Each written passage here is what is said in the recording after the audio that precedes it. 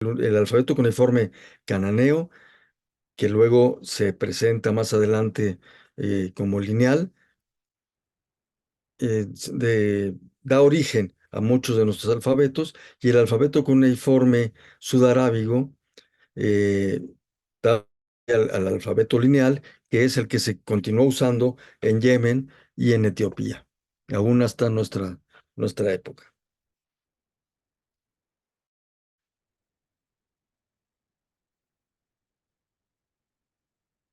Fíjense que había una diferenciación entre diferentes actividades y pensadores. Normalmente los identificaban en tres, como adivinos, escribas y médicos. Los adivinos corresponden con todos aquellos que trabajan diversos temas. Realmente un matemático, un astrónomo, un agrónomo era considerado adivino. Los escribas eran los que tenían en sus manos el desarrollo de los documentos, y había niveles, había varios niveles que algunos autores han identificado incluso que podrían ser compatibles con lo que hoy llamamos licenciatura, maestría y doctorado. Eh, había diversos niveles de escribas e iban subiendo en, en en su escala, en su escala social. A ver, voy a ver si puedo regresar un poco. Entonces, como vimos en la pantalla anterior, tenían muchas habilidades los, los intelectuales de, eh, en el ámbito fenicio. Y compartían también muchos elementos con los mesopotámicos y con los egipcios. Déjame ver si puedo regresar. Bien, no he podido regresar, pero bueno, ustedes vieron todas las actividades que tenían, hacían investigación, conceptualizaban, identificaban las cosas. Y como tenían un prestigio social y que defender y y eran consultados en todos estos aspectos, se dedicaban también a estar preparados constantemente con lo último. Era, querían permanecer con este prestigio que tenían, y entonces profundizaban en sus actividades y prácticamente desarrollaban un trabajo científico en cada una de sus áreas. Eran consultados tanto al interior del palacio y de y de los grupos dominantes, y también por los grupos de trabajo a los cuales asesoraban. Tanto podemos decir, si eran expertos en navegación, asesoraban a los navegantes, a los constructores de barcos, asesoraban la agricultura y obtenían nuevos conocimientos también ahí. Tenían también una estructura jerárquica con discípulos y aprendices, donde se iba transmitiendo el conocimiento y poco a poco iban subiendo en la escala educativa. Finalmente llegaban a ser los maestros o el jefe de maestros, ¿no? Y entonces de esa manera se conservaba el conocimiento. En las bibliotecas, en las bibliotecas se organizaban los documentos de forma temática, y ya más adelante, para 1500, 1400 años antes de Cristo, ya se organizaban en forma alfabética. Entonces, lo que se ha encontrado en las excavaciones es un orden. Por ejemplo, en Ebla de 2500 años antes de Cristo, el orden era temático. Y en Ugarit ya había un orden alfabético. Inclusive había guías para poder encontrar en qué parte estaban los documentos, y de qué temas trataban. Es muy importante subrayar que había intercambio académico. Llegaban personas de otras ciudades para formar a los estudiantes en su tema, ya sea en matemáticas, ya sea en astronomía, en medicina, en agricultura, y hay registros de estas actividades. Y los documentos que se usaban muchas veces estaban escritos en varios idiomas, eh, tanto el idioma del profesor invitado como de los que tomaban estos cursos. Esto nos puede también indicar que había personas de diferentes orígenes en las diferentes ciudades. También los textos se reproducían y se distribuían, se conocían en las diferentes bibliotecas y no se quedaban únicamente en la ciudad que los generaba. Bien, aquí vamos a pasar a algunos pensadores tradicionales relacionados con los fenicios. Uno de ellos es Tautos. Tautos es un personaje muy antiguo,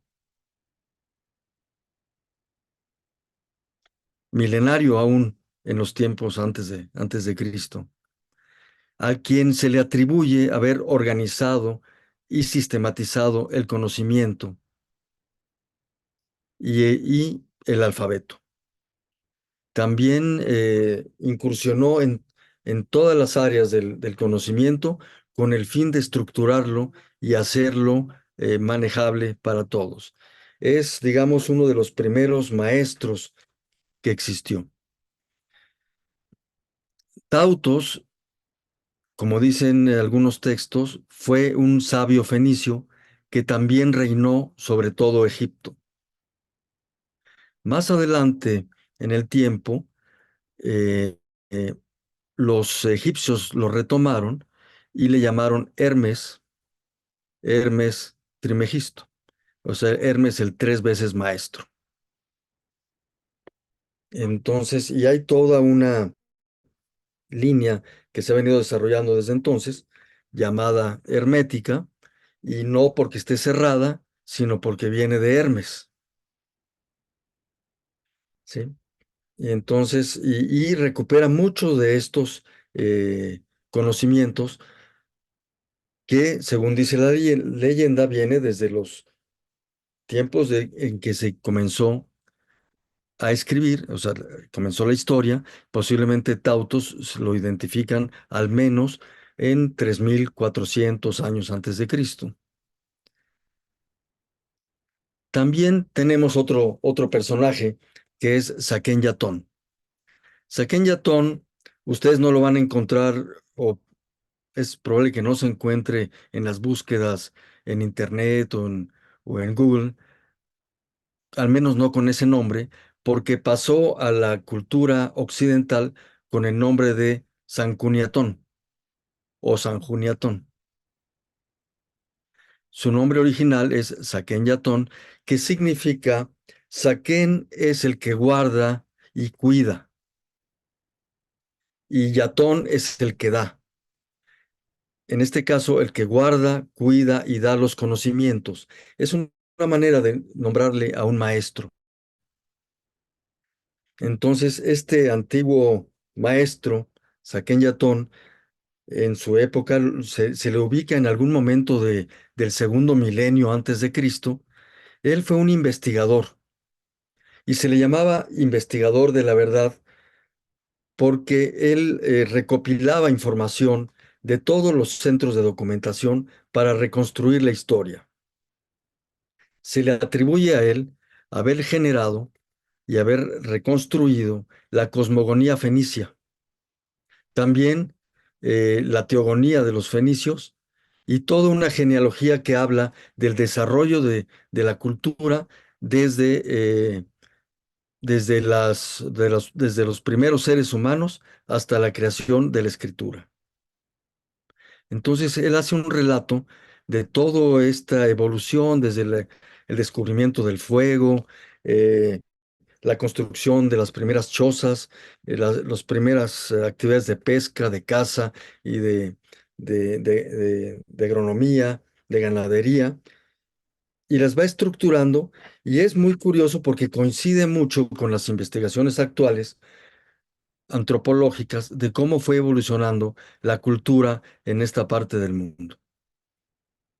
Entonces, Saquen Yatón hace una genealogía muy importante e inclusive incluye los nombres de las personas que fueron desarrollando o que fueron cabeza de estas actividades y descubrimientos. Bien, ahora vamos con los Kabirim. Los Kabirim tienen dos connotaciones. Uno, a partir de Kabir, que son los grandes, ¿verdad? Y el plural im, Kabirim, los grandes. Y también tienen otra connotación, Habirim, que son los que transitan de un lado para otro. Ambos elementos les quedan. Entonces pueden ser los Habirim, Kabirim, que son los grandes eh, andariegos del mundo, cuya misión fue difundir el conocimiento por todas las regiones por donde pasaban. De hecho, eran 8 y se les conoce como los 8 sabios fenicios. Tenían muchas historias y se fueron desarrollando muchas anécdotas a lo largo de los tiempos. Los Kabirim eran parientes, venían del linaje de Tautos. Entonces podemos identificarlos desde 3000 años antes de Cristo.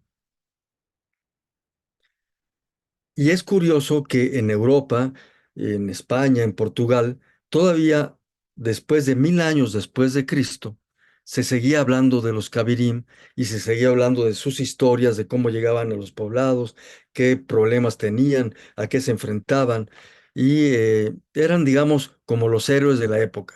Ahora que hay héroes y se cuentan historias y cuentos eh, de superhéroes, en esa época los Cabirim eran los protagonistas de todas estas historias. Entonces, ellos fueron los sabios viajeros. Y finalmente, bueno, en esta lámina tenemos a Cadmo como el maestro sembrador de escuelas. Esto es porque Cadmo, a la hora de enfrentarse al dragón de Zeus, que secuestró a su hermana Europa, lo pudo lo, eh, vencer y le arrancó todos los dientes que tenía este dragón. Y luego los fue sembrando en diferentes partes de la región del Mediterráneo. Y a partir de cada uno de los colmillos o de los dientes que fue sembrando, dice la leyenda, surgió una escuela. Entonces, esto es una metáfora en el sentido de que aquellos elementos salvajes que nos dan miedo, que nos pueden limitar, que nos pueden atacar, si los abordamos con inteligencia y con conocimiento, los podemos dejar sin que nos agredan, les quitamos los dientes y no pasa nada. Y si esos dientes los utilizamos para crear conocimiento, estamos creando escuela. Obviamente, Cadmo no se enfrentó al dios, ¿no? No se enfrentó directamente a Zeus, jamás lo tocó, pero sí se enfrentó a estos monstruos que generaba Zeus para asustar a la gente. Y los supo manejar y en lugar de estar asustados con lo desconocido, lo que parece muy agresivo, él lo transformó en escuelas. Los griegos le llamaron Cadmus y el nombre de academia y académico, se deriva de su nombre, el creador de escuelas. Bien, vamos a la siguiente lámina. A ver. Bien, vamos a ver algunas aplicaciones del conocimiento entre los fenicios. Eh, todas las áreas del conocimiento estaban manejadas. Las artes, las ciencias, las técnicas, las interpretaciones cósmicas y naturalistas. Entre ellos la música. En la biblioteca de Ugarit se encontró la partitura de la melodía más antigua del mundo y tiene también indicaciones para que pueda cantarse. Entonces es muy interesante que luego podamos escuchar en alguna, tal vez en alguna otra ocasión, estos cantos y estas reproducciones que se han tratado de hacer de esto. Inclusive utilizaban las notas, eh, al menos empezaron a utilizar las notas 1000 años antes que los griegos. Y ya está escrito, y es una tablilla muy interesante, donde viene esta partitura y los posibles eh, cantos que los acompañaban. Otro elemento del conocimiento interesante es Elisa. Elisa, la fundadora de Cartago. ¿Se acuerdan ustedes que está la leyenda de que llegó toda la comitiva de Elisa al norte de África huyendo pues de problemas políticos con su hermano en Tiro, en Fenicia, y llegó al norte de África y le pidió a los locales si se podía sentar en un territorio que abarcara una piel de buey? Eso es lo que solicitó y le fue concedido.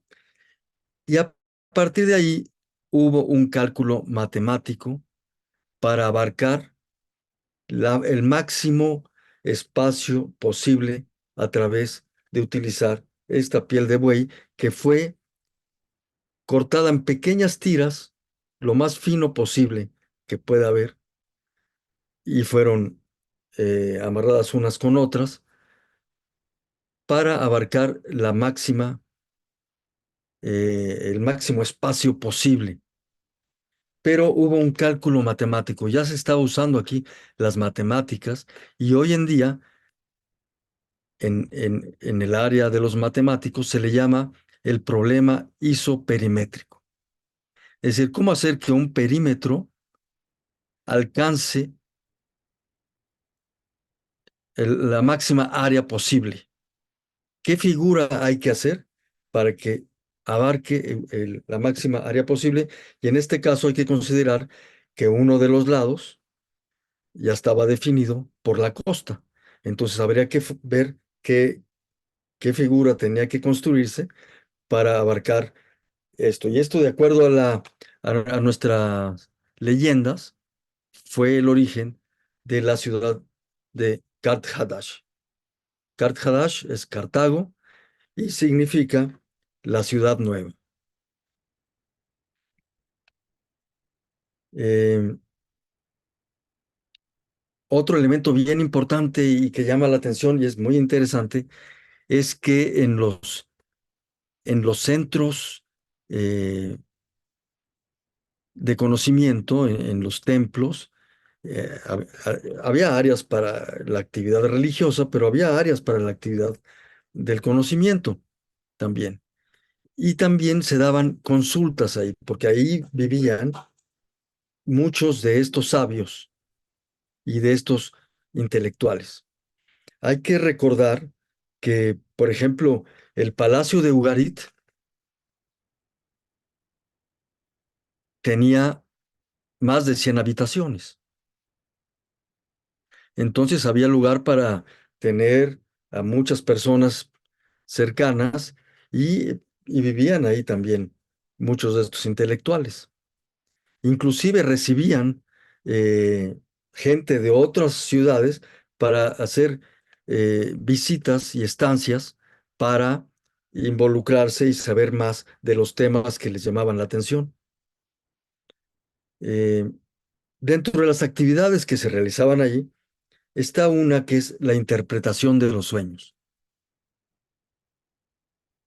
Esto es como el origen del psicoanálisis,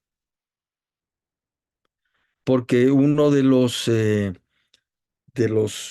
sacerdotes especializado en esto recibía a las personas que habían tenido un sueño y no sabían qué hacer con él, y le iban a preguntar qué significaba. Y este especialista, este sacerdote, eh, pues lo interpretaba junto a la persona.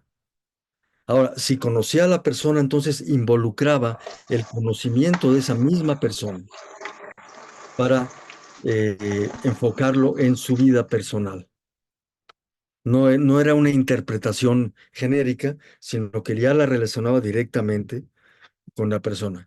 Y sobre todo, quienes iban a consultar al oráculo, en este caso uno de los más grandes oráculos de los fenicios fue el de Gades, el de Cádiz en España. También estaba el de Cartago y el de Tiro. Los políticos solían ir a consultar a estos sacerdotes que interpretaban los sueños. Y muchas veces iban a lo recóndito del templo a platicar y analizaban la situación. Y mucho de esto era importante porque impactaba la vida política. Se tomaban decisiones importantes ahí, a partir de los sueños. Había premoniciones de que si algo malo iba a pasar o algo bueno, o para dónde tomar el rumbo de las cosas. Estos sacerdotes tenían una gran agudeza psicológica y eran grandes intérpretes de las personas. Entonces, es interesante saber que esta actividad que se realiza hoy en día en el psicoanálisis se realizaba ahí también hace ya varios milenios. Vamos a seguir adelante.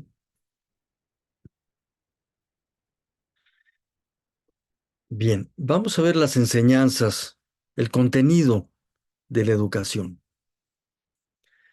En general, estaban orientados a que la persona viviera mejor y se comportara mejor consigo misma, con sus semejantes y con la sociedad.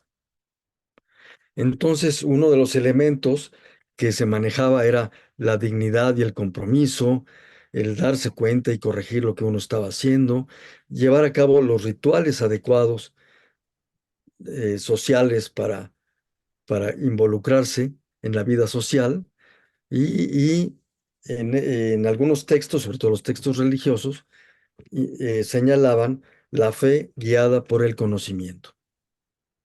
Voy a poner algunos ejemplos. Todos estos elementos aparecen ya desde Ugarit en adelante. Por ejemplo, ustedes saben que la, la religión fenicia tiene muchos puntos de encuentro con la religión cristiana. Hay muchísimos elementos. Se puede decir que hay una concordancia y una evolución de ello. Eh, en este caso, por ejemplo, el hijo de Dios en la religión fenicia eh, le llamó, se levantó un poco indignado con un rey autoritario, ¿sí? Y le puso el alto y le dijo a todas las personas y al resto de la asamblea de los dioses que jamás bajaran la cabeza ante ningún poder. No debían de tener miedo ante los poderes y menos bajar la cabeza ante ellos. No se deberían de someter ante ningún poder. ¿Por qué? Porque él estaba ahí para proteger a todo mundo y él iba a cobijar a toda la población. No una población solamente de los fenicios, es de todo el mundo, de todas las culturas y de todas y de todas las aldeas. Lo que sí subrayó es que si bien no es bueno bajar la cabeza ante ningún poder, es necesario tener compromisos de comportamiento. Y esos compromisos de comportamiento van a ayudar a que se viva mejor. Y él señalaba que no había que ser groseros, que no había que ser violentos, que había que moderarse en las actividades, en la comida, que no había que festejar en exceso con las eh, esclavas de la región, ¿no? Y entonces ponía ciertas normas que había que llevar adelante para llevar, para construir esa dignidad que iba emparejada con no bajar la cabeza, pero iba emparejada con responsabilidad y compromisos. Bien, por otro lado, dentro de los mismos textos, hay un personaje que es el conocimiento, que es la lámpara de los dioses, que es el sol, llamada Shapash, eh, que su frase repetitiva a lo largo de los textos es, ¿ya te diste cuenta de lo que estás haciendo? Es, siempre estaba recordándole tanto a los dioses como a las personas que tenían que darse cuenta de lo que están haciendo, porque si no lo hacían, y no corregían lo que estaba mal, podrían generar su propia malestar y su propia destrucción. Entonces, esto se enseñaba, estos textos estaban hechos para eh, narrarlos y platicarlos con la gente. Y estos ejemplos que se ponían eran precisamente para generar esas actitudes. No bajen la cabeza y tengan compromiso. Dense cuenta de lo que estén haciendo, sean conscientes, corrijan, porque si no corrigen, pueden llevar, llevarlos a una situación negativa con su vida. Esto se hacían en las sesiones, se lo hacían los sacerdotes en sus liturgias. Eh, Inclusive, por ejemplo, cuando, cuando se sacrifica al Hijo de Dios. Estamos hablando de textos de 1400 años antes de Cristo, ¿no? Cuando se sacrifica al Hijo de Dios y baja al inframundo y luego regresa, renace, pero nadie sabe dónde está, porque se está esperando que se vuelva a manifestar, pero cuando salió del inframundo ya no se sabe dónde está.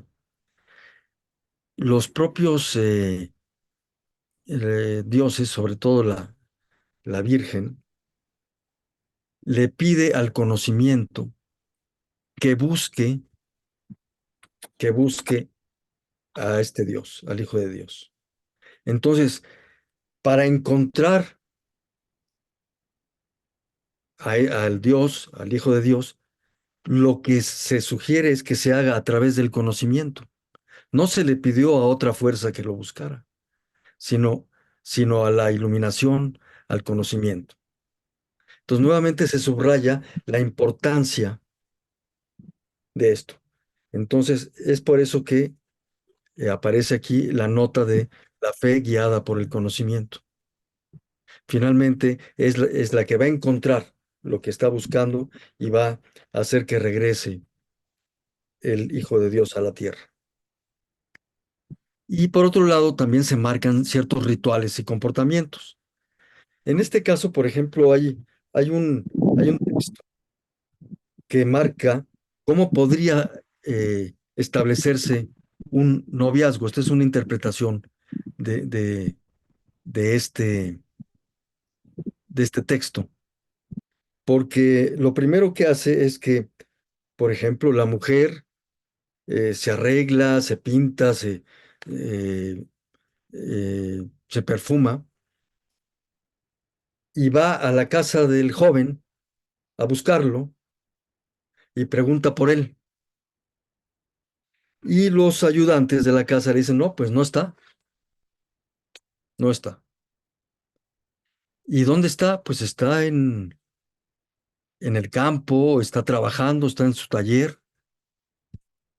Entonces la joven se va y repite lo mismo 3 veces. Vuelve a buscarlo y no lo encuentra. Y por tercera vez vuelve a buscarlo y no lo encuentra. ¿Y cuál es la reacción a esto? La reacción es de felicidad, porque si lo hubiera encontrado en su casa 3 veces, no había progreso, no había manera de que eso fuera a progresar, porque el muchacho está metido en su casa y no hace nada. Era una muy buena noticia que no lo encontrara y que le dijeran que estaba trabajando. A partir de eso, la mujer joven se dirigía entonces en otra ocasión al lugar de trabajo de este hombre joven. Y lo que hacía la mujer era pasearse por enfrente vamos a decir que estaba en el taller trabajando. Pasaba por enfrente del taller, pasaba enfrente, una vuelta, 2 vueltas, daba vueltas ahí. Si el muchacho se daba cuenta que estaba esta joven ahí y no hacía nada y seguía trabajando, pues era un signo de que pues ahí ya no había nada, no había contacto.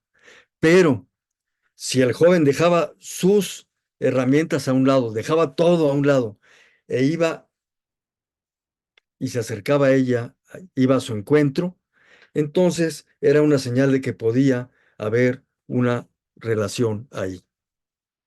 Y entonces el encuentro tenía que ser con alabanzas mutuas. Finalmente, cuando acordaban entre ellos, eh, pues llevar una relación, entonces la mujer, la joven mujer, iba, en este caso del texto, decía iba con el rey. Suponemos que si esto se aplicaba en las familias, podría haber ido con el padre de familia y posiblemente también con el rey. Y llegaba, abría las puertas del palacio y se metía y y le exigía al rey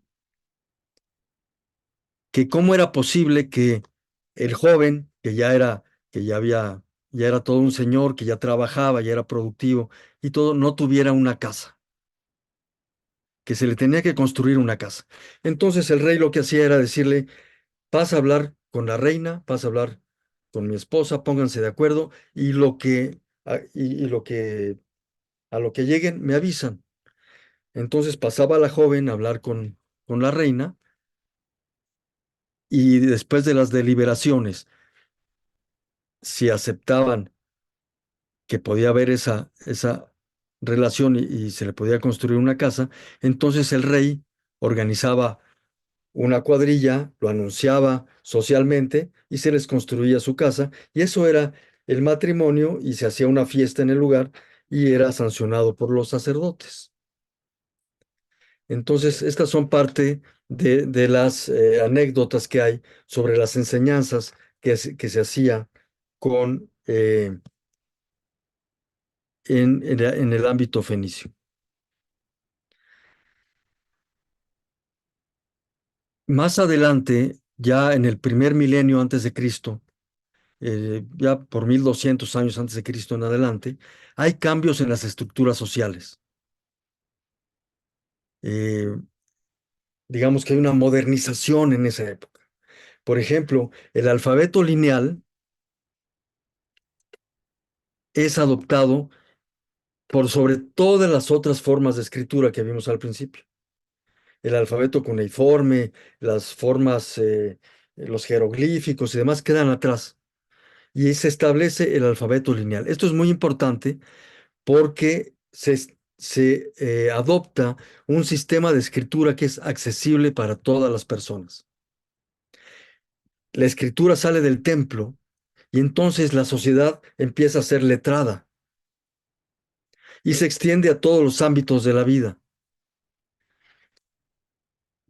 Eh, Autores importantes nos señalan que la pedagogía sale de los santuarios y se va a las ciudades, a las calles. Y hay enseñantes en las calles, fuera de los templos, que pueden estar en una habitación o al aire libre, en un patio o en un lugar público. Y ahí se enseñan, sobre todo, cómo utilizar los alfabetos, cómo hacer la contabilidad y cómo utilizarlo en la vida cotidiana.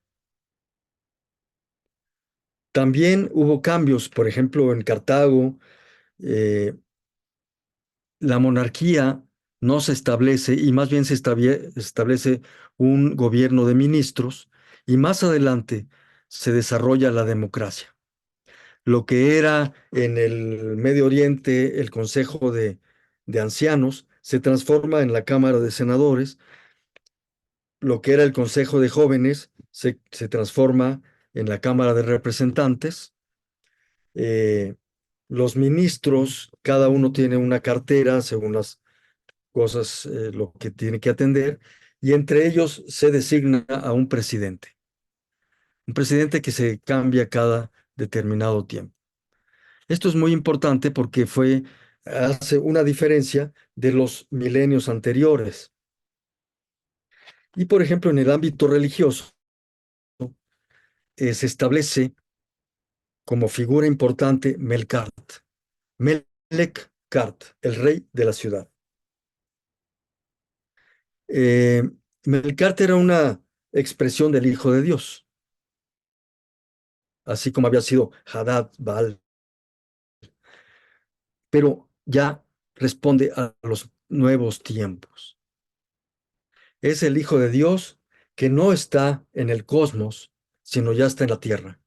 Es el Hijo de Dios que está lleno de sabiduría y que está en contacto con los seres humanos. Eh, por eso Melkart es un Dios sabio. Y aquí es muy importante también identificar lo que hace la religión en este punto. Anteriormente se enfocaba en la cosmogonía, cómo está organizado el mundo y qué es el papel de los dioses para que este mundo esté como esté y se sostenga de la manera como está hecho. A partir del nuevo milenio y con Melkart, las preguntas son diferentes. Está bien que sepamos cómo está organizado el mundo, pero ¿y los seres humanos qué tenemos que hacer? Entonces se añade la reflexión al papel del ser humano y qué debe hacer el ser humano para lograr su propia salvación. Entonces ahí es donde comienzan estas nuevas eh, aproximaciones. Esto es lo que identifica ya el nuevo milenio y marca la pauta para el desarrollo de nuevas expresiones culturales y de la civilización. Finalmente viene la transición greco-romana. Eh, la cultura fenicia es conquistada tanto por griegos como por romanos, se intercambian ideales, se intercambian conocimientos, se mezclan, se fusionan eh, y da pie a nuevas expresiones. Uno de ellos, desde el punto de vista no religioso, es el estoicismo. El estoicismo recaba un sistema de pensamiento típicamente fenicio, que luego desarrollan los griegos y los romanos. Y en el ámbito religioso, pues surge el cristianismo. Y es una serie de elementos que están ligados unos con otros, que al menos desde el desarrollo de la escritura, 3.400 años antes de Cristo, hasta esta nueva época, pues son muchos elementos que están concadenados y que se van desarrollando uno tras otros y que dan lugar a estas nuevas expresiones. Muy bien, y ya con esto pues termino la presentación y la exposición y pues me despido con el saludo fenicio. Y con esto terminamos y pues si ustedes tienen algún comentario o algunas preguntas, con todo gusto eh, las platicamos. Muy bien, muchísimas gracias, Sergio.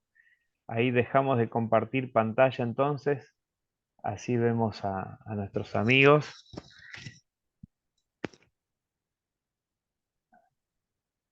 Y ahora sí te hacemos el aplauso, ¿no? Gracias por su presencia. Bueno, muy bien, muchísimas gracias.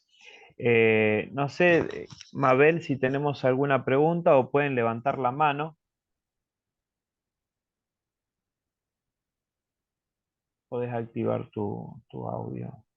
No, en el chat, bueno, estábamos ahí muy entusiasmados, creo que No hay eso preguntas en el chat, en el Walter. chat.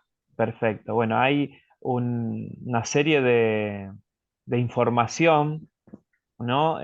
Muy interesante que realmente, bueno, seguramente nos deja muchos disparadores para seguir indagando, ¿no? O cosas que a lo mejor uno no sabía y dice, bueno, qué interesante esto, ¿no? Bueno, Ana Bedoya levantó la mano. Sí, muy buenos días a todos. Excelente tu disertación, Sergio. Muchas gracias por compartir todo este conocimiento. Muchas gracias, Ana, con gusto de saludarte. Quería comentar una cosa a partir de algún disparador de lo que dijiste. Cuando hablábamos de educación, como los fenicios se preocupaban no solo por acumular conocimientos, sino también como cómo transmitirlos, las formas que tenían de que ese conocimiento no quedara solamente en un ámbito, sino que se expandiera. Los fenicios eran también grandes navegadores y probablemente, como todo navegador de aquella época, se hayan guiado por las estrellas, ¿verdad? Bueno, Ujú. Y así es. exactamente. Tenían una interpretación del cielo que usaban para navegar. Bueno, resulta que aquí, en Argentina, en la provincia de Formosa, en el límite casi con Brasil, la parte norte, tenemos una población autóctona, vamos a decirle prehispánicos, llamados los Pilagá.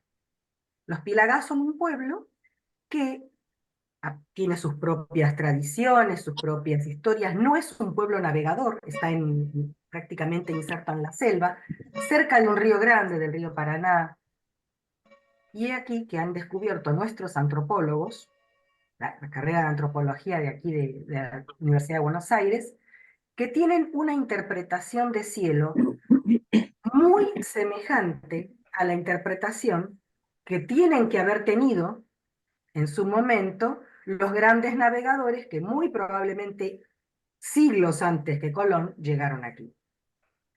Ujú. Mi pregunta es, ¿tienes algún dato de conexión entre fenicios que deben haber enseñado? Porque ¿cómo lo puede adquirir una tribu que hace siglos habitaba el norte de la Argentina, conocimientos semejantes a los de la navegación? Probablemente haya sido griega también, pero bueno, proviene también de los orígenes son los mismos que los fenicios. ¿Tú tienes algún Sí. dato al respecto? Sí, bueno, hay indicios de que hubo comunicación entre el Medio Oriente y América. No hay nada así totalmente comprobado, pero sí hay indicios. Y es algo que hay que seguir investigando y desarrollando. Por ejemplo, yo hice correlación de íconos de la cultura olmeca que se estableció en el sur de México, de México. específicamente en un estado que se llama Tabasco y Veracruz, sur de Veracruz. Y los comparé con íconos fenicios y ahí llegó un momento en que no podía diferenciarlos. Hay una similitud muy grande, pero no está comprobado. Hay que llevarlo más allá, hacia una profundidad más antropológica. Claro, hay que seguir Y, indagando. Lástima que, bueno, indagar estas cuestiones requiere presupuestos que en estos momentos, bueno, exacto. Y fíjate que hay una leyenda muy importante en todo México, que es la leyenda de Quetzalcóatl. mm, Sí. Esta leyenda dice que llegaron del mar en barcos hombres blancos y barbados. Barbados. Normalmente se les quiere relacionar con vikingos, pero los Mm, vikingos eran 600, 700 años después de Cristo. Esta leyenda viene de más de 1000 años antes de Cristo mm, y está presente en casi todas las culturas prehispánicas. Lo encuentras con los mayas, que se llama Kukulcán, lo encuentras con los olmecas, y lo encuentras con los toltecas, con los aztecas, con todos los grupos. Está presente la leyenda de Quetzalcóatl y la característica que tiene es que son hombres llegados del mar en barcos, hombres blancos y barbados, que además llegaron de manera pacífica y sí. tenían muchos conocimientos. Y de esa manera es como se estructura esa leyenda. Luego Quetzalcóatl a manera de símbolo y de signo, se transforma en la serpiente emplumada. emplumado. Sí, Hay es como una si... pregunta de Habib Shamour. Si Gracias. continuamos con las preguntas. Hola, ¿cómo están? Bueno, son comentarios rápidos acerca, bueno, primero lo de México. De hecho, hemos estado investigando mucho si realmente los fenicios llegaron a América y tiene razón Sergio, no hay ningún vestigio real. En Brasil había una investigación de que llegaron los fenicios, se estudió en la Universidad Complutense en Madrid y se dieron Sí. cuenta que no es real. O sea, que lo que existe no es una cosa real, pero puede ser si hay un mito. De hecho, el fundador de Palenque se cree que fue fenicio.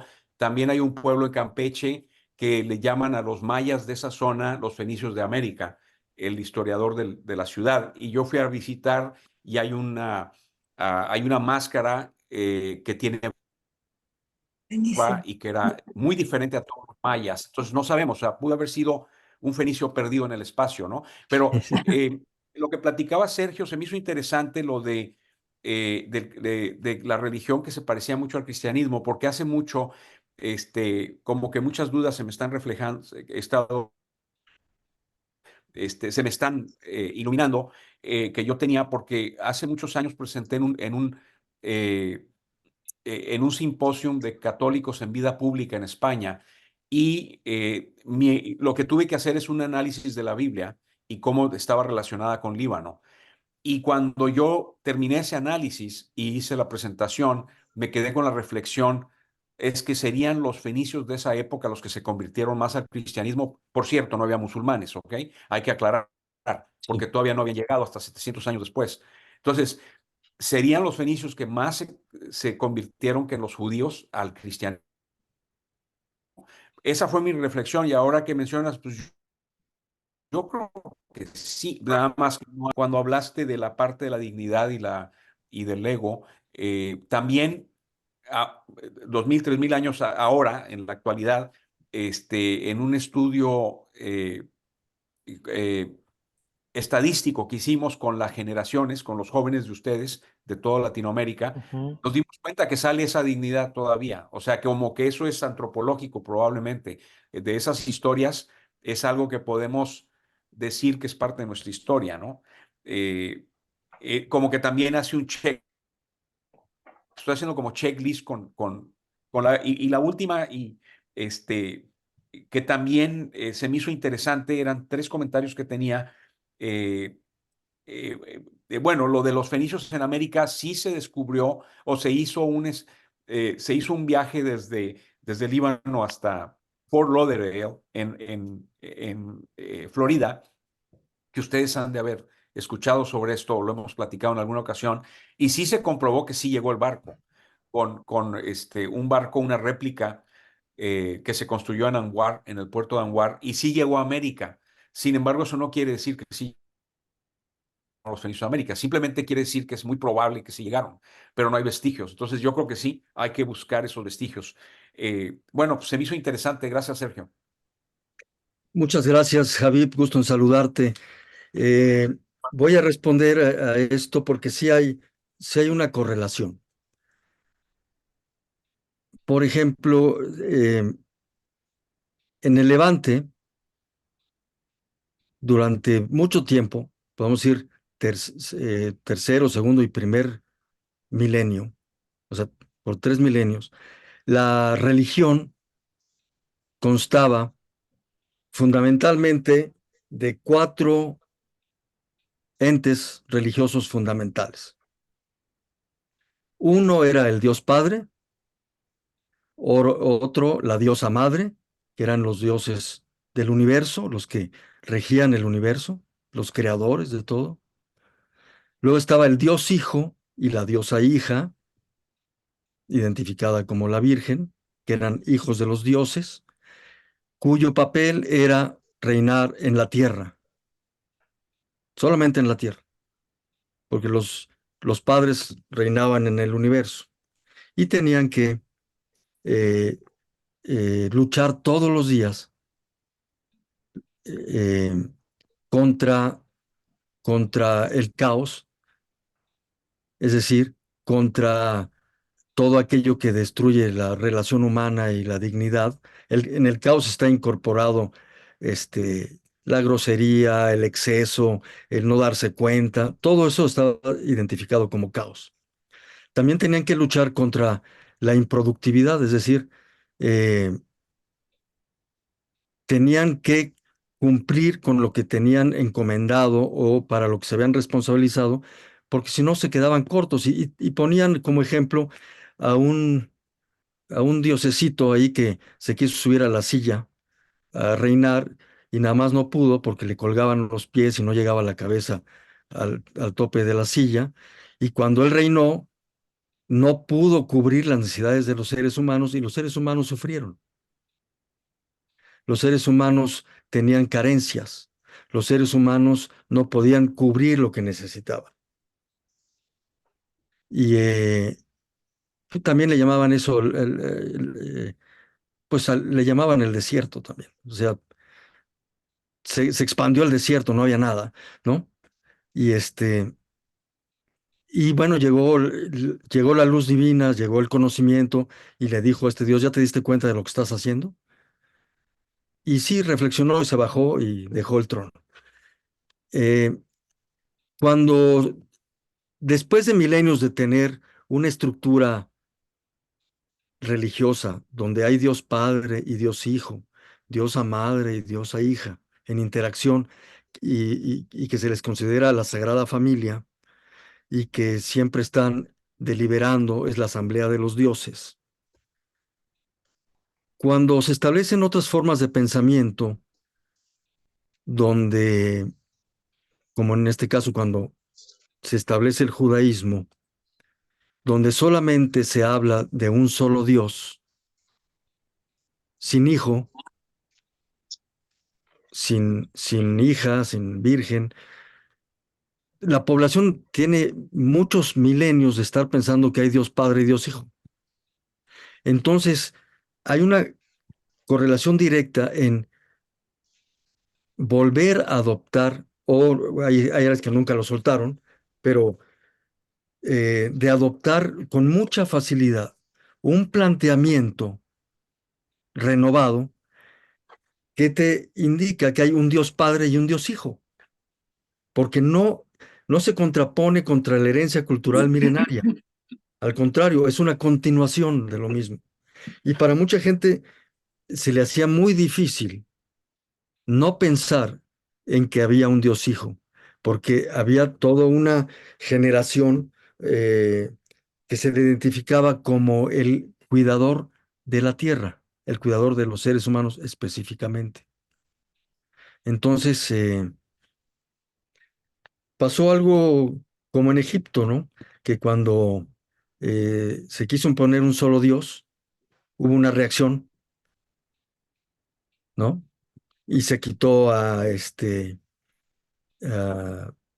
los seguidores de Atón y se regresó a, a- a seguir a múltiples expresiones de los dioses, ¿no? Entonces, sí es totalmente factible que el cristianismo, vamos a llamarle el cristianismo de Jesús, empatara perfectamente bien con la religión fenicia, con sus variantes, con otros aspectos, eh, donde la diferencia fundamental entre la religión fenicia y el cristianismo es que en la religión fenicia no, los protagonistas de la historia no son humanos, todos son fuerzas cósmicas. Y ya con esta presentación del cristianismo de Jesús, ya es humano. Es como una transferencia de esto a la vida ya cotidiana. Entonces hay una secuencia. De hecho, los historiadores, muchos historiadores, identifican que hay que sí el cristianismo sí se deriva, sí está ligado con la religión fenicia. Inclusive el judaísmo también retoma la religión fenicia, pero lo que hace el judaísmo es que reúne las características del Dios Padre con el Dios Hijo y las fusiona.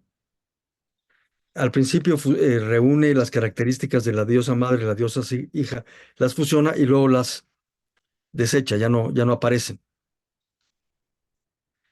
Y digamos que el judaísmo se deriva de esta religión fenicia cananea, que las fusiona elementos, los rehace, y al mismo tiempo que hace eso, rechaza la religión cananea fenicia.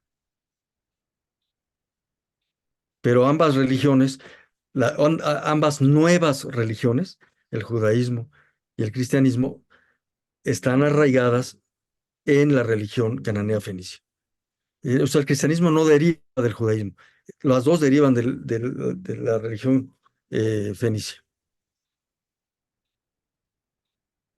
Habib Shamoun, querías comentar algo. Y nada más una cosa rápida, sería interesante reflexionar, o sea, como reflexión para todos es lo que está pasando en Líbano hoy y todo lo que ha pasado a través de los años y cómo, o sea, porque me incluyo, y siguen siendo fenicios, ¿no? Entonces eso no se puede quitar de la noche a la mañana. Y cómo llegaron muchas religiones de todo tipo a Líbano, ¿no? Y cómo está ahora. Entonces, sería interesante antropológicamente observar cambió la temperatura, porque me imagino que muchas religiones se impusieron por la fuerza, no es de que porque están porque están con muchas similitudes con el cristianismo, con la religión fenicia, sino que otras se llegaron y se impusieron, etcétera. Entonces todo eso cambió completamente.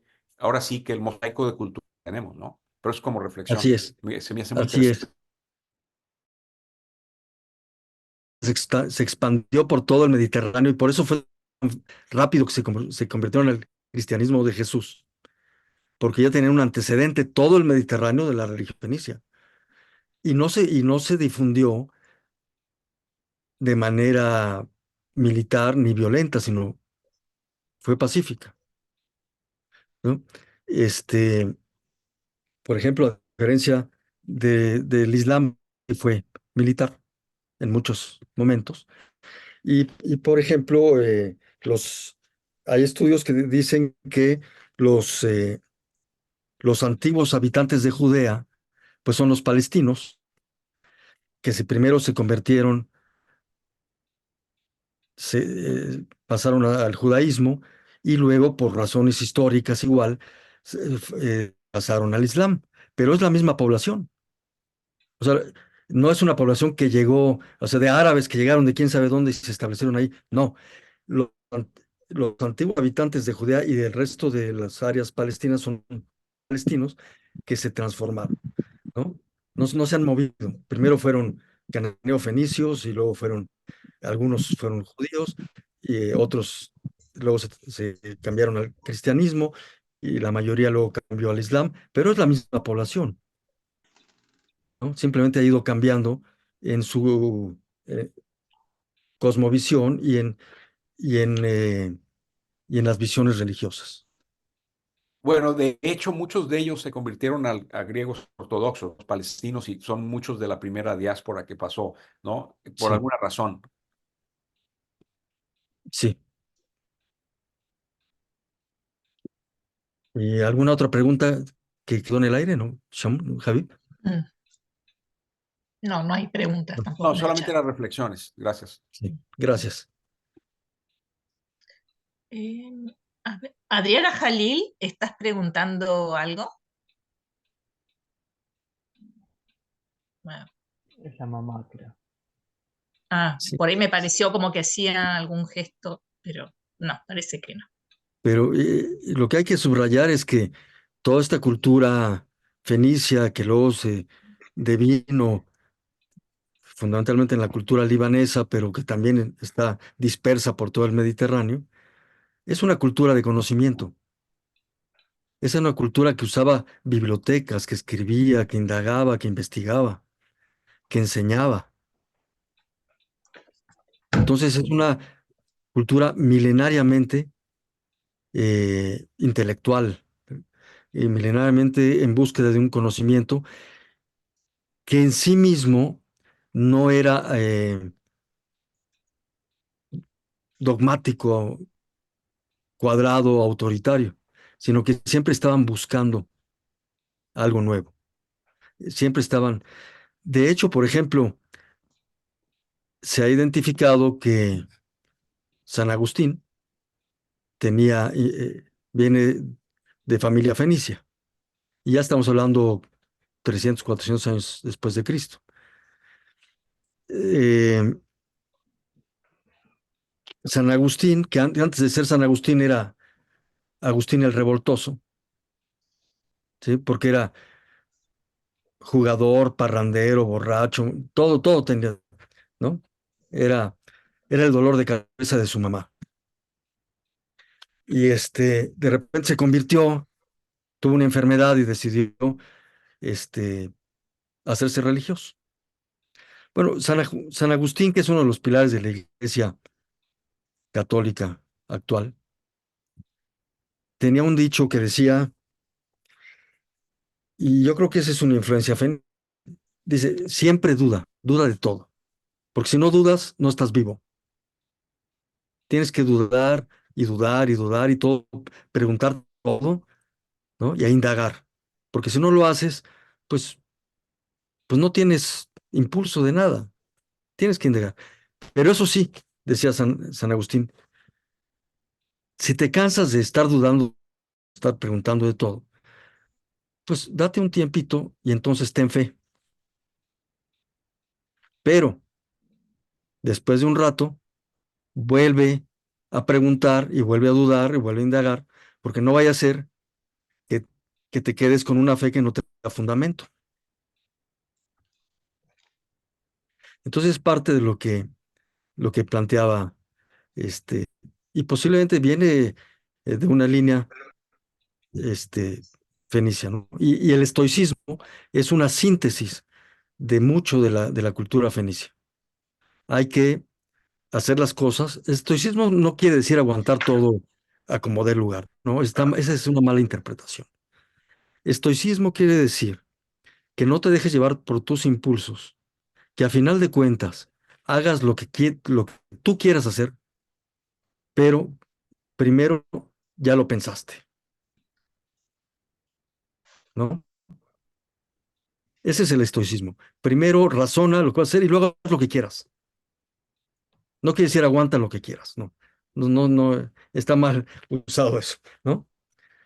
Y entonces sí es una síntesis de todo esto que viene desde, y que coincide con San Agustín también, dice, ama y haz lo que quieras. Si vas a regañar a alguien, regáñalo con amor, ¿sí? Si vas a hacer cualquier cosa, hazlo, pero hazlo con amor. O sea, no te limitan lo que puedas hacer, pero coincide esto de que primero date cuenta de lo que estás haciendo. Es uno de los fundamentos de la cultura fenicia, porque uno de los personajes más importantes de las mitologías y las leyendas es el conocimiento, es la lámpara de los dioses, es la luz, es el sol. Que la pregunta fundamental que hace siempre, siempre es, ¿ya te diste cuenta de lo que estás haciendo? Y si te das cuenta, cambia lo que está mal, porque si no te das cuenta y no cambias lo que está mal, te vas a autodestruir. Y esa es una frase que usa en todos los textos que vienen desde 1500 años, ya están escritos 1500 años antes de Cristo, y que los recuperamos de la biblioteca de Ugarit.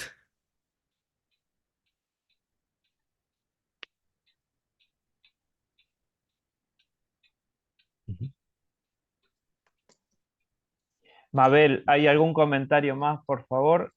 Así ya vamos. No, preguntas no, pero bueno, muchos agradecimientos que se van acercando por esta maravillosa disertación, así que bueno, creo que es colectivo este aplauso como para agradecer infinitamente toda esta disertación, los conocimientos compartidos y todo lo que siempre disfrutamos de escuchar a Sergio Gracias a María. ustedes.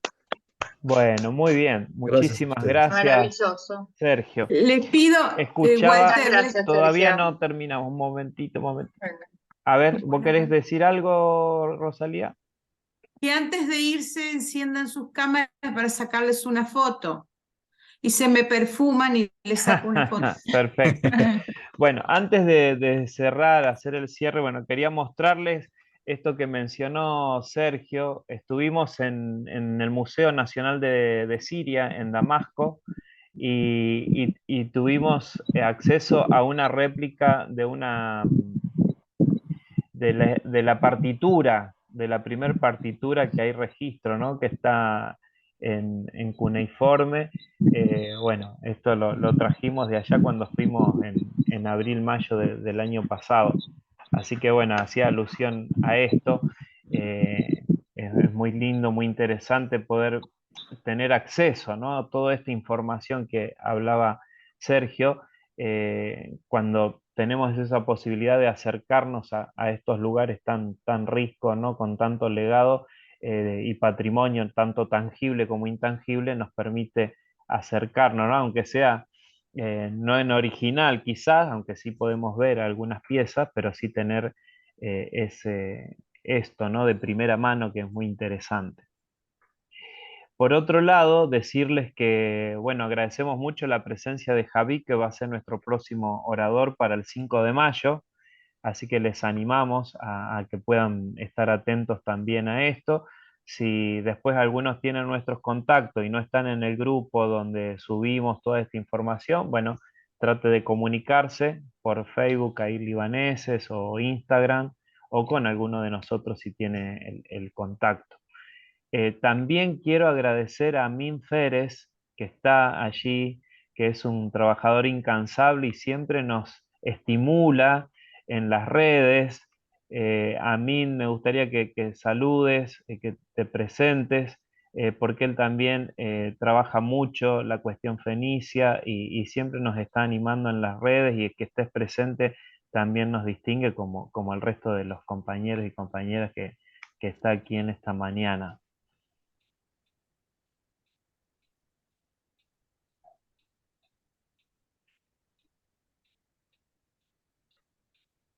Ahí no sé si podés activar tu audio, Amin.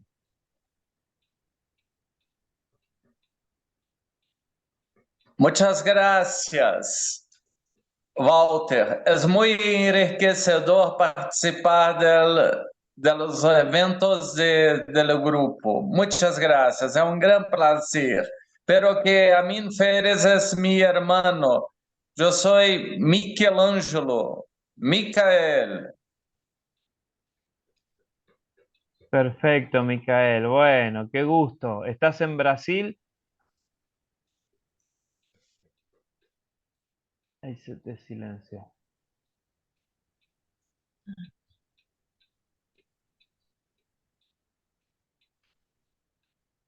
Noemí, Bueno, se cortó, parece, pero bueno, agradecemos mucho a Miguel Ángel, Miguel Ángelo ahí, por su participación. Bueno, agradecerles a todos ustedes la presencia, la compañía, en este día sábado. El próximo encuentro será un viernes por la tarde, así ya Javib nos va a informar la temática. Y una pregunta para cierre, que creo si que no, podías preparar la comida, digo. sí, Ah, bueno. seguramente, ya estamos todos con la comida, pensando en el almuerzo, por lo menos Argentina. Lo que quería decirles es que esto que decía Sergio, ¿no? Que si uno, por ejemplo, googleara alguno de los nombres que él nos trajo esta mañana, difícilmente los encontremos en Google o en las redes. Entonces, creo que tenemos ante nosotros un desafío, ¿no? ¿Cómo podemos hacer para revertir un poquito esto? También lo trabaja María Rosa Salomón con su libro, también en estas jornadas que hacemos nosotros sobre visibilizar el legado fenicio. ¿Cómo podemos comprometernos desde nuestro lugar, Sergio? Una pregunta, para, para hacer que esto se destrabe y que no suceda esto, ¿no? Sino que la gente pueda acceder al origen, no diría el verdadero origen, pero sí diría a otras lecturas posibles sobre determinadas evidencias, ¿no? Del mundo antiguo. Sí, bueno, esto es muy importante porque mucho del legado fenicio ha quedado atribuido a otras culturas y a otras civilizaciones que sí, posiblemente retomaron mucho de las aportaciones fenicias y las incorporaron y se les identifica como si fuera propia, ¿no? Y los fenicios llama la atención que dentro de los grupos históricos es de lo menos conocido. Se conocen otros grupos, inclusive se conocen muchas historias que a lo mejor no son verdad y se conocen mucho más, ¿no? Sí. Entonces, sí, yo creo que es importante difundir, al menos primero entre los allegados y acercarse también a las entidades educativas para que se pudiera incluir este, este tema, este tema, y que además, pues, ser muy activos en las redes sociales para que de forma muy breve, sin que se sature a la gente así con, con estos pequeños mensajes, ir difundiendo elementos de la cultura fenicia, ¿no? Yo creo que sabías tú que la cultura fenicia tiene al menos 5.500 años, ¿no? Y demás, que se inventó el alfabeto, que y ver qué relación tienen con otras cosas. Yo creo que es muy importante utilizar las nuevas redes de comunicación para difundir esto, porque inclusive, pues hay quien niega la existencia de los fenicios, ¿no? Entonces, eh, yo vislumbro que en los programas educativos deben estar incluidos los fenicios como uno de los primeros constructores, para empezar, de la cultura mediterránea y por extensión su influencia a nivel mundial, porque tenemos ejemplos bueno, para empezar el alfabeto, ¿no? Para, Fundamental. y muchos sistemas de pensamiento y muchos sistemas de organización de la información también vienen de ahí. Entonces, se podría incorporar a los programas de estudio y apoyarse en las redes sociales para ir difundiendo esto. Y sobre todo, en la comunidad más cercana, que realmente existe un gran desconocimiento aún de personas cercanas a la comunidad de Levante. Hay un gran Tenemos ahí, bueno, Sí, adelante, por favor.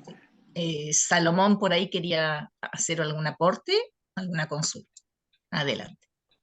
Muy buenos días. Y Sí. muy emocionante poder participar de esta reunión. Y quisiera aportar detalles sobre la idea permanente de la presencia fenicia en América, que para mí tendría mucho que ver con el conocimiento adquirido por Cristóbal Colón, porque sabemos de que los fenicios dominaron todo el Mediterráneo y todas las artes de la navegación.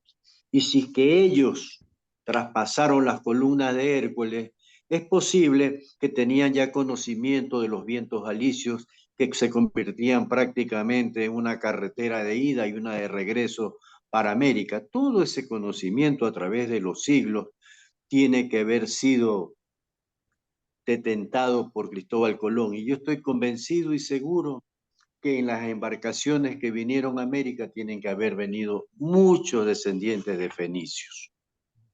Ese es mi convencimiento. La verdad es que a través de muchas gestiones se ha tratado de hacer aparecer como verídicas muchas grabados en piedras en Brasil y en otras latitudes de América, pero no ha habido, como bien anotan, una unión general de los libaneses o los descendientes de fenicios para poder, como una sola fuerza, mantener una corriente filosófica, cultural, histórica que acrecente la fortaleza de nuestro sentir libanés.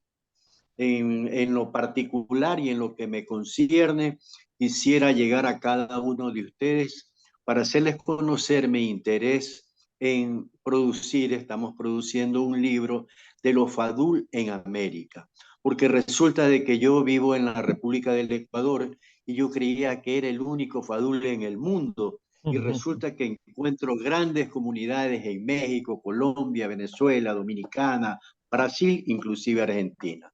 Yo quisiera siempre estar en contacto con ustedes porque para nutrirme de conocimientos. Les agradezco la atención y les dejo un abrazo muy cariñoso desde Pasaje, provincia del Oro, Ecuador, que es una diáspora de Jarrún, del pueblo de Jarrún, que se trasladó una partecita aquí a este pueblo, donde llegaron 15 familias de Jarrún. Muchas gracias, un abrazo y los quiero mucho. Gracias. Bueno, Javib y María Rosa son los que están a continuación. Primero creo que estaba Javib. Perdón, bueno, nada más para seguir con la idea de la pregunta que hizo Walter. ¿Cómo hacerle para difundir la cultura fenicia? Bueno, yo creo que cada uno de nosotros en nuestras profesiones, en nuestras actividades, pues debemos de incluir la temática fenicia. Yo tengo más de 15 años incluyendo en mis cursos de negocios en todo el mundo a los fenicios. De hecho, en Francia, en Estados Unidos, en América, y mucha gente me dice, muchos de mis estudiantes de maestría me dicen, yo quisiera ser fenicio, y empiezan a investigar quiénes eran los fenicios. Eso es muy importante, esa es una primera etapa.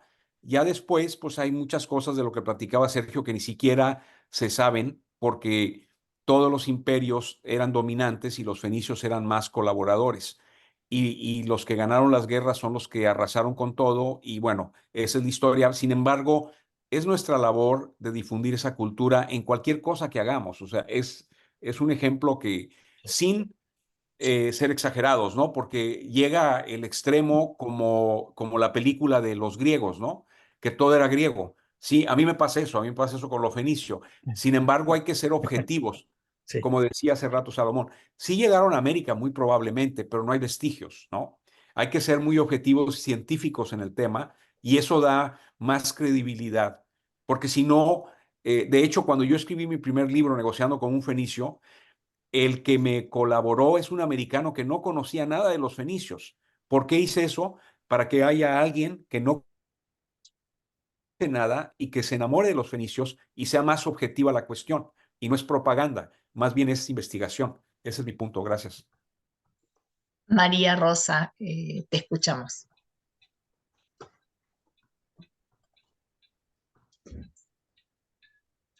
El micrófono, María Rosa.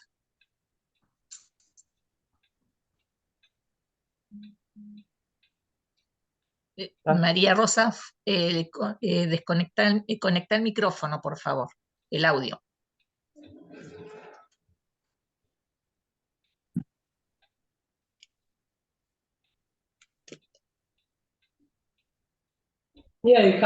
Ahí, ahora sí. A ver. No, es otra persona. No, Tenés que activar el audio, María Rosa, está silenciada.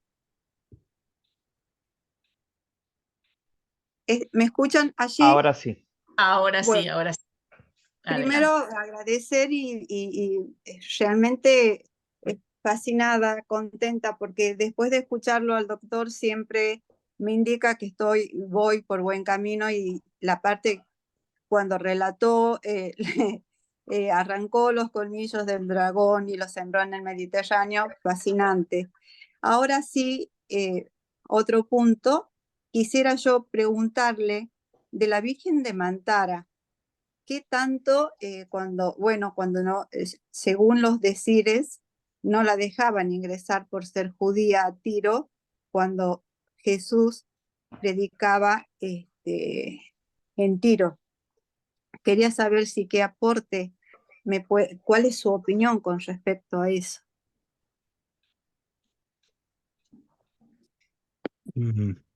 Bien, no tengo información, o desconozco este evento en particular. Sí. Lo que sí puedo decir es que dentro de la religión fenicia, sí, un personaje muy importante, uno de los 4 importantes, es la Virgen. Y la seguro. Virgen tiene como objetivo fundamental ser una guerrera amorosa. O sea, ella departe el amor, pero ella lucha cuando ve que haya alguna injusticia. Entonces, en casi todos los puertos fenicios había al menos un templo para, para agradecer a la Virgen. Entonces era algo que se había dispersado por el Mediterráneo y es un elemento muy venerado, es una persona muy venerado y que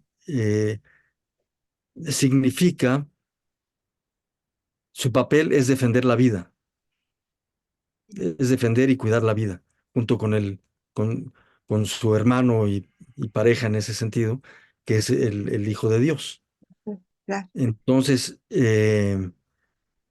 si este concepto se incorpora tal vez a otras culturas, posiblemente se incorpore con otra visión y a lo mejor es posible que esa otra visión no sea aceptada por la estructura que ya viene desarrollándose durante un tiempo muy atrás. Bien, Es posible que algo así muchísimas gracias. haya pasado. Muchísimas Bueno. gracias, doctor. Muchísimas gracias. Muy bien. Bueno, muchas gracias, Mabel, por esta parte. Gracias a todos los que han levantado. Ahí Rosalía levanta la mano, me parece. Primero agradecerte, Sergio, siempre maravilloso lo que aprendemos. Cada día amamos más la cultura fenicia. Y con respecto a lo que decía de la Virgen, algo muy pequeñito desde el cristianismo. Los judíos no podían entrar a pueblos que adoraban a Baal o Baalbek, que era un dios pagano. Entonces, si entraban a ese pueblo, luego tenían que ir al templo a purificarse. Entonces, la Virgen es lo que a mí me dijeron, quedaba fuera, digamos, de un templo, de un pueblo que era pagano, que en aquel momento los fenicios adoraban a Baal. Eso es lo poquito que puedo aportar. Bueno, muy bien, muchas gracias, Rosalía. Sí, se enmarca en el área de la tradición oral, que el Líbano tiene, y hay una cueva en las alturas donde comúnmente nosotros hemos visitado ese lugar que la tradición menciona eso, ¿no? Pero bueno, como decía Javid, hay muchas cosas que tiene la tradición, en la tradición oral o comentarios, pero nosotros siempre aspiramos a las cuestiones comprobables o mínimamente comprobables y científicas. Bueno, muy bien. Ha sido una mañana Quisiera muy... subrayar algo nada Sí, más, así un segundo. La perspectiva que se tuvo desde otras culturas de Baal tiene una connotación negativa, es una connotación negativa. Pero si uno lee los textos directamente de la cultura cananea fenicia que habla sobre Baal, es un ser que cuida, es un ser amoroso, es un ser que impulsa la vida. Lo que nosotros hemos recibido de otras culturas es que era un ser maligno, pero eso ya es una connotación que se le dio desde otros puntos de vista. Y el término Baal lo único que significa es Señor. señor. Es una palabra que significa Señor.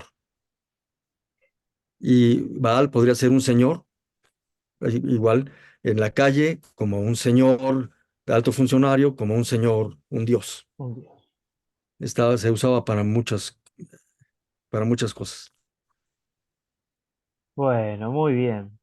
Así llegamos al final, nos quedaríamos mucho más tiempo hablando. Agradecer, bueno, los comentarios que hicieron Rosario Haddad desde Suiza, también Dilsa desde Ecuador, bueno, está nuestro amigo Elías allí también de Ecuador, de México, gente muy querida, a todos ustedes.